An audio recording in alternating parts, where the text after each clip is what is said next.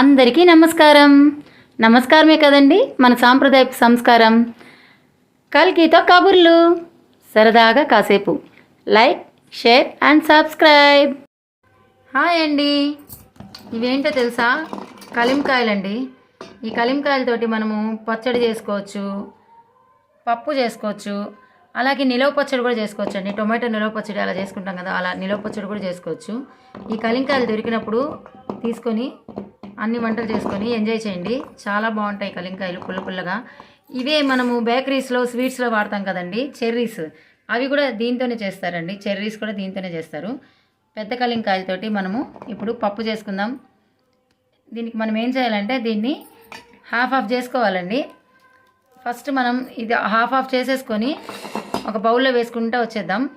ఒకటొకటి కాకుండా ఇవన్నీ క్లీన్ చేసేసుకొని హాఫ్గా చేసేసుకొని, ఇది ఒక స్పూన్ కానీ లేకపోతే సూది ఉంటుంది కదా మనకి, పెద్ద సూది, ఆ సూదితో కానీ దీని లోపల ఉన్న గింజలు రిమూవ్ చేసేసుకొని ఆ తర్వాత మనం వంటకు వాడుకోవాలి.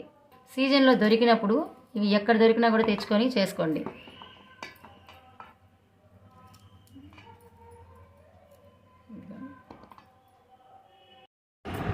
ఇలా మనం అన్నీ హాఫ్గా కట్ చేసి పెట్టేసుకున్నాము. ఇప్పుడు గింజలు రిమూవ్ చేసుకుందాం.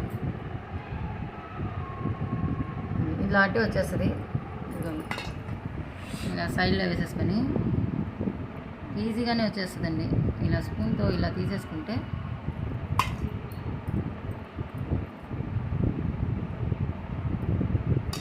గింజలు వచ్చేస్తాయి. చూడండి, ఈజీగానే. ఒకసారి ఇలా అన్నామంటే కనుక వచ్చేస్తాయి.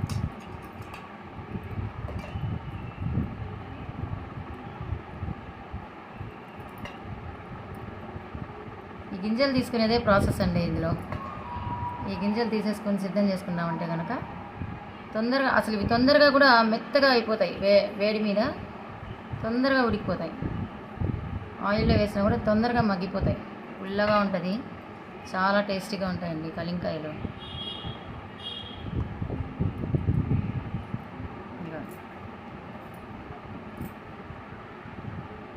ఇలా తీసేసుకొని అన్నీ సిద్ధం చేసుకోవాలి. ఇదిగోండి, ఇప్పుడు గింజలన్నీ స్పూన్తో తీసేసుకున్నాక ఇన్ని గింజలు వచ్చాయండి. ఇవన్నీ పడేసి వీటిని చూడండి ఇలా సిద్ధం చేసుకున్నాం కదా, వీటిని కొంచెము కాయలకి గింజలకి సంబంధించిన పార్టికల్స్ ఉంటాయి. ఇప్పుడు మనం వాటర్లో వీటిని కడిగేసి క్లీన్ చేసుకుందాం. ఇలా మనం వాటర్ వేసుకొని గింజలు మిగిలి ఉంటాయి కదా, అవన్నీ అడుగు వెళ్ళిపోతుంది. ఇలా కొంచెం మనం ప్రెస్ చేసుకున్నట్టయితే కనుక కడిగేసుకొని ఈ గింజలన్నీ అడుగు వెళ్ళిపోతాయి. ఇంకా ఉన్నవి ఇలా మనం తీసేసుకొని పక్కన పెట్టుకోవాలి.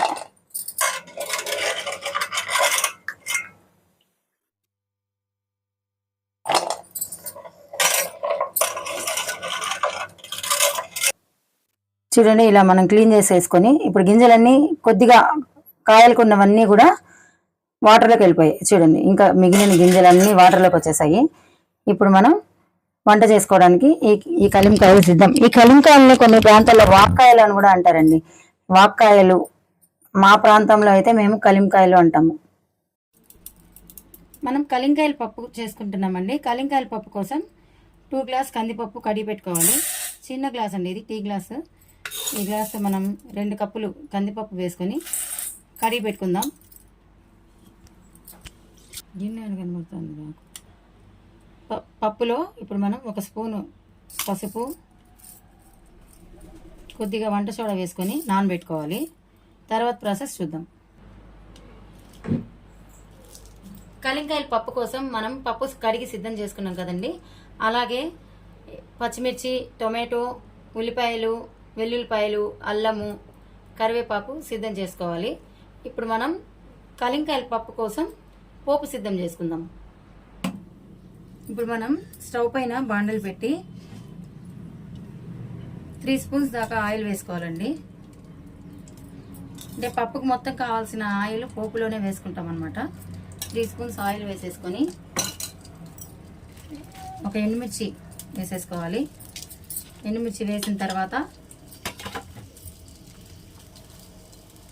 ఆవాల మినపప్పు, జీలకర్ర,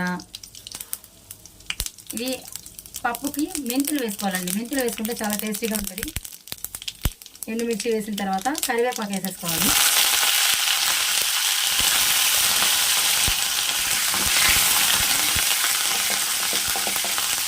చిన్నమాట కాస్త వేగిన తర్వాత ఇందులో అల్లం ముక్కలు, వెల్లుల్లి, ఉల్లిపాయ, పచ్చిమిర్చి వేసేసుకోవాలి. ఇది కొంచెం మగ్గిన తర్వాత టమాటాలు వేసుకుంటాము.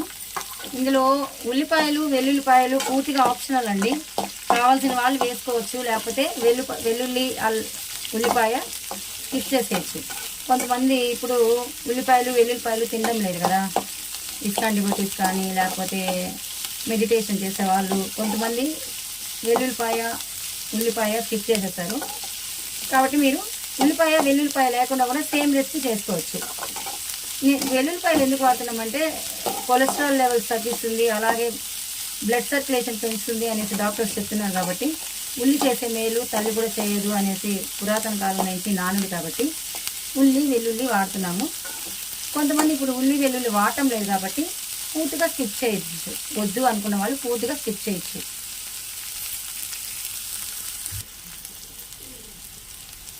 మనం ఇలాగా కొద్దిగా ఉల్లిపాయ మెత్తబడిన తర్వాత పసుపు వేసుకొని కలిపి మిగిలి ఉంచుకున్న టొమాటోస్ అన్నీ వేసేసుకోవాలి.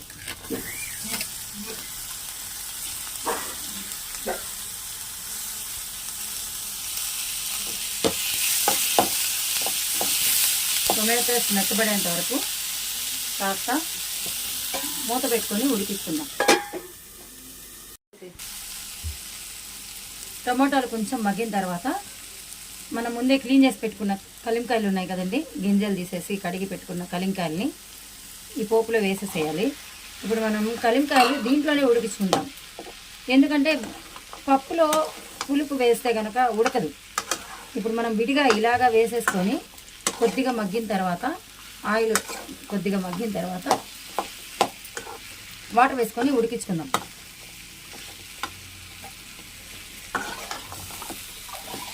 ఉప్పు చివరిలో వేసుకుందాం. కలింకాయలు ఉడికిన తర్వాత ఉప్పు చివరిలో వేసుకుందాం. ఇప్పుడు ఇందులో కలింకాయలు మునిగేంత వరకు వాటర్ వేసేసుకోవాలి. ఎక్కువగా వద్దు, ఈ మునిగిన నీళ్ళల్లోనే కొద్దిగా ఇలాగ వేసేసుకొని ఉడికించుకోవాలి.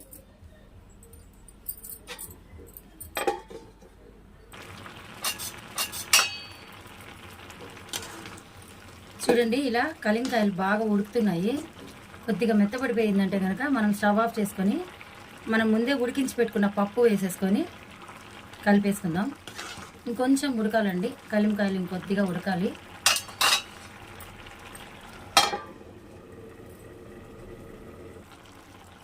ఇప్పుడు ఈ కాయలు ఉడికిపోయాయండి.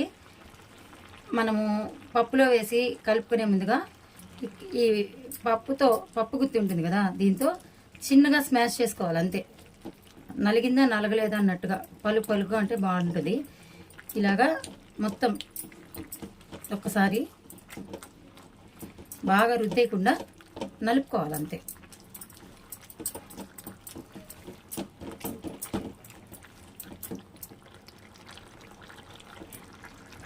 ఉప్పు వేసుకోవాలి. ముందే ఉప్పు వేసుకుంటే కనుక కాయలు ఉడకవండి, పులుపు. ఇప్పుడు మనం పప్పు కావాల్సిన మొత్తం ఉప్పుని వేసేసుకోవాలి. ఇప్పుడు కలిపి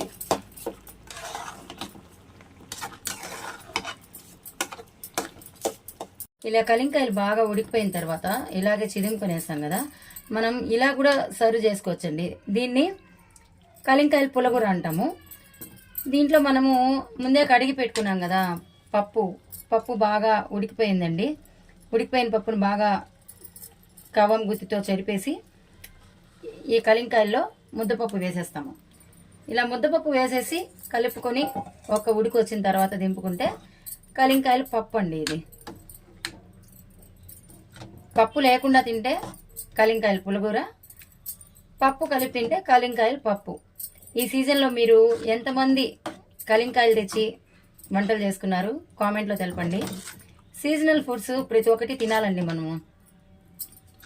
మామిడికాయలు వెళ్ళిపోయాయి కదా, మామిడికాయల సీజన్ అయిపోయింది. ఇప్పుడు కలింకాయల సీజను. ఇది అయిపోయిన తర్వాత మనకి చింతకాయలు వస్తాయి.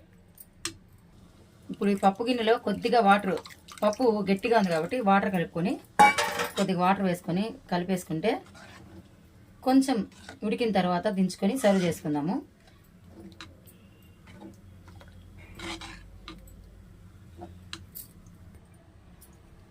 ఇదిగోండి, మనము వాటరు పప్పు అన్నీ వేసేసుకున్న తర్వాత ఇలా ఉడుకుతుంది. పప్పుకు కూడా పులుపు కారాలు అన్నీ పడతాయి. ఇలా ఉడికే స్టేజ్లో గుప్పెడు కొత్తిమీర చల్లేసుకుందాము. కొత్తిమీర చల్లుకొని కలిపి స్టవ్ ఆఫ్ చేసేసుకుంటే గుమ్మగుమ్మలాడే కలింకాయల పప్పు సీజనల్ వంట. మళ్ళీ మనము సమ్మర్లో కావాలన్నా ఈ కలింకాయలు దొరకవండి, దొరికినప్పుడే ఎంజాయ్ చేద్దాం. గుమ్మగుమ్మలాడే కలింకాయల పప్పు రెడీ. నా ఛానల్ చూసే ప్రతి ఒక్కరికి నా ధన్యవాదాలు. ఛానల్ చూస్తున్నారు కానీ సబ్స్క్రైబ్ రావడం లేదండి, అందరూ సబ్స్క్రైబ్ చేసుకోండి. Thank you very much.